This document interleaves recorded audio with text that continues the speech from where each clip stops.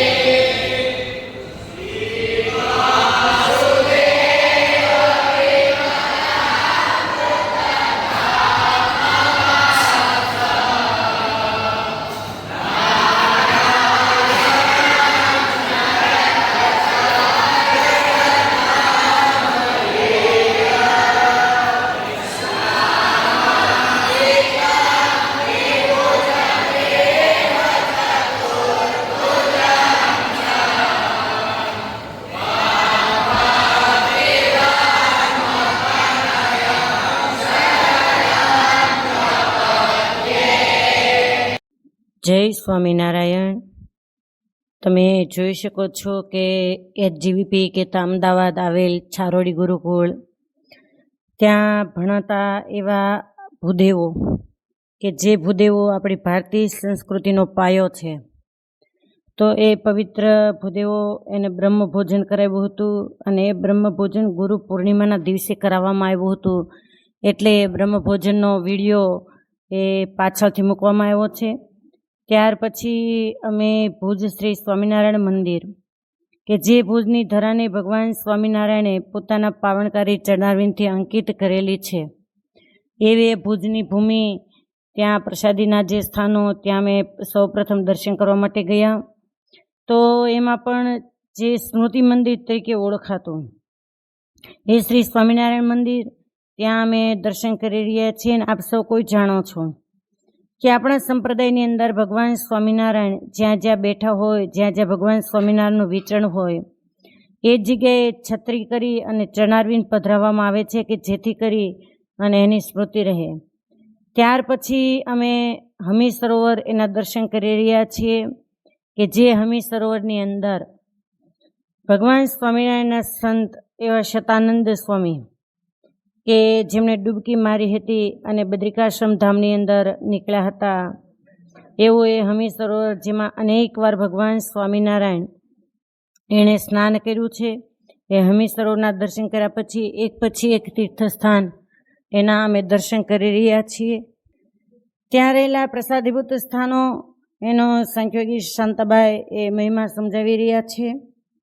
વારંવાર કહેવાનું મન થાય કે ભુજની ભૂમિ એટલે પ્રસાદીભૂત ભૂમિ કે જ્યાં ગુરુવર્ય રામાનંદ સ્વામી જ્યારે નીલકંઠવર્ણી રૂપે ભગવાન સ્વામિનારાયણની સાથે મિલન નહોતું થયું એ પહેલાં આ ભૂમિમાં રામાનંદ સ્વામીનો ખૂબ સારો સત્સંગ કરાવેલો છે કે ત્યાં ગંગારામ મલ, હેજી સુતાર, સુંદરજી સુતાર આદિક રામાનંદ સ્વામીના કૃપાપાત્ર શિષ્યો અહીંયા નિવાસ કરીને રહેતા હતા.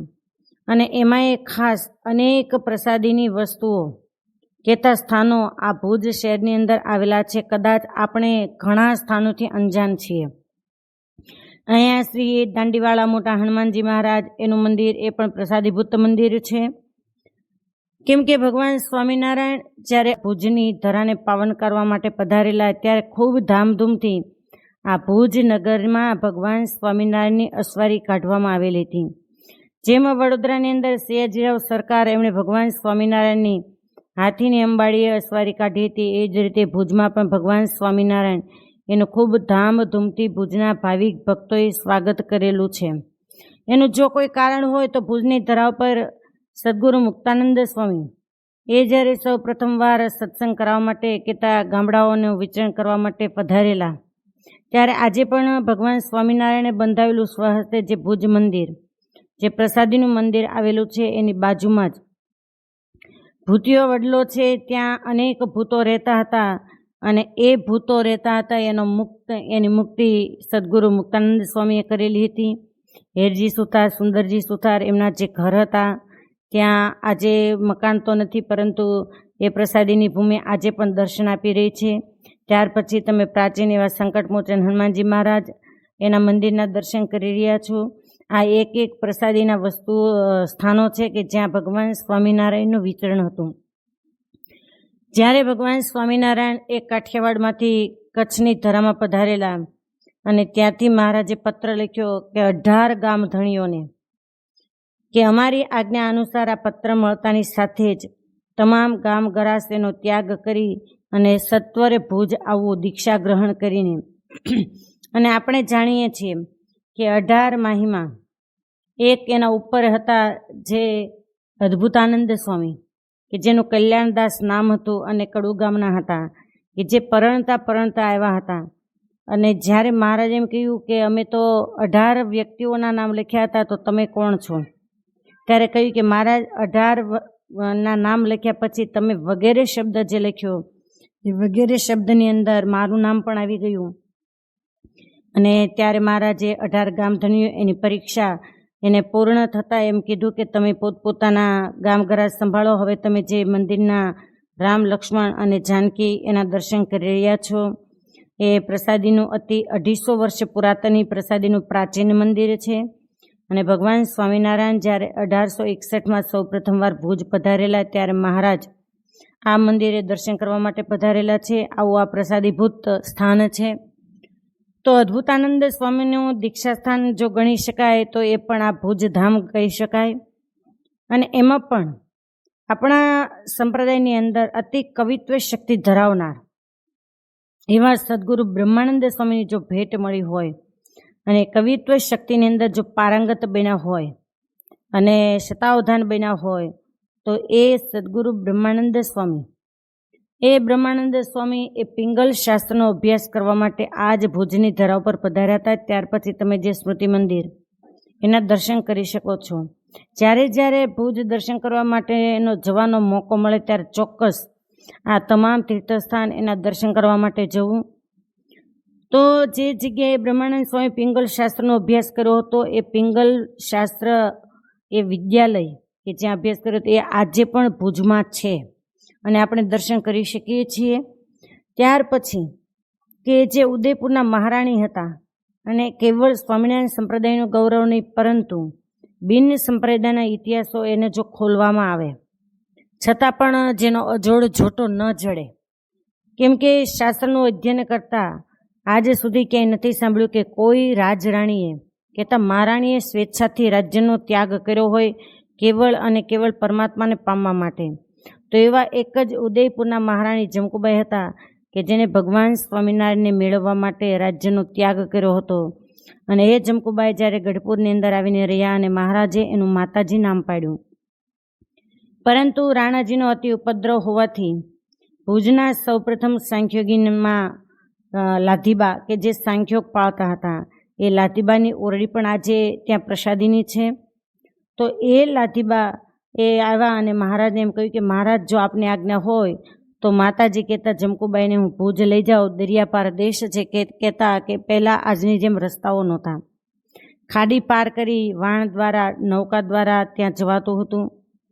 ત્યારે મહારાજે હા પાડી અને જમકુબા કહેતા માતાજી અને લાધીબા ઓરડીમાં કાયમ અખંડ ભજન કરતા હતા. આજ બપોરે ને કાલ બપોરે છાશ અને રોટલો ખાય અને પરમાત્મા ભગવાન શ્રી સ્વામિનારાયણ એનું ભજન કરતા, અને એમ કહેવાય કે લાધીબાનો અંત સમય આવ્યો. ત્યારે લાધીબા કહે છે કે માતાજી, હું તો હવે આ સ્થાન મૂકી અને પરમાત્માના અક્ષરધામમાં જઈશ. ત્યારે જમકુબાઈએ કહ્યું કે હું તમારા વિના આ પારકા દેશની અંદર, અજાણા દેશમાં હું નહીં રહી શકું. અને સ્વામિનારાયણ સંપ્રદાયનો ઇતિહાસ બોલે કે સ્વેચ્છાથી બંને ભગવાન સ્વામિનારાયણના ધામમાં સીધાવ્યા. અને એક ચિત્તામાં જો કોઈનો અગ્નિ સંસ્કાર 2 વ્યક્તિને થયો હોય તો એ માતાજી અને લાધીબાનો થયો હતો. ત્યાર પછી ભગવાન સ્વામિનારાયણે સ્વહસ્તે જે મંદિરની રચના કરી હતી, જે મંદિર બંધાવ્યું હતું, અને જ્યાં અમદાવાદના મંદિર બંધાવ્યા બાદ આ ભુજમાં પણ મંદિરમાં નરનારાયણ દેવની પ્રાણ પ્રતિષ્ઠા કરી અને મહા મોટો ઉત્સવ કર્યો હોય એ પ્રસાદીનું મંદિર, એના તમે દર્શન કરી રહ્યા છો.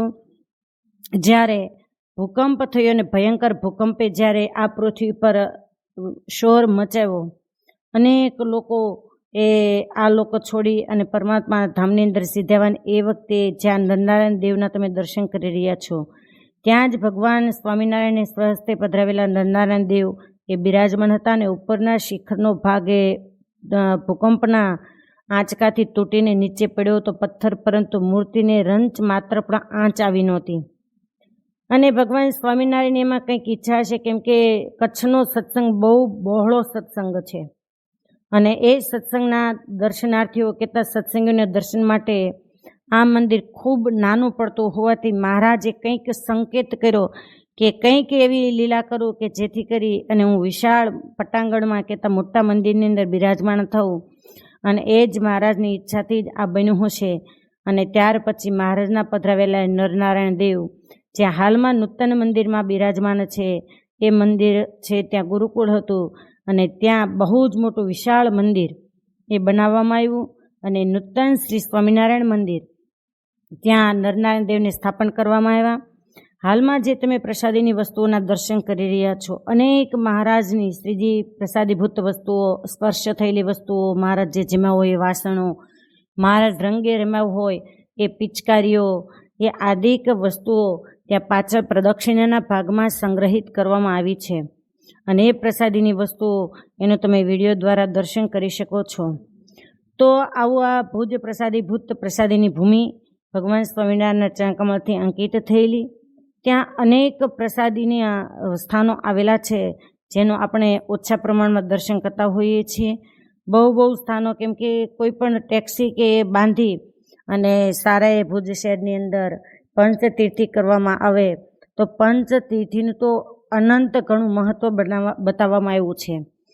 કેમ કે વિહારીલાલજી મહારાજ, આદિ આચાર્ય રઘુવીરજી મહારાજ, એના પુત્ર ભગવત પ્રસાદજી મહારાજ, અને ત્યાર પછી વિહારીલાલજી મહારાજ એ જ્યારે પધારતા હતા ગઢપુરમાં, ત્યારે પંચતીર્થી કાયમના માટે કરતા. ત્યાર પછી અમે નૂતન શ્રી સ્વામિનારાયણ મંદિર એના દર્શન કરવા માટે જઈ રહ્યા છીએ. અસ્તુ, બધાને ભાવથી જય સ્વામિનારાયણ.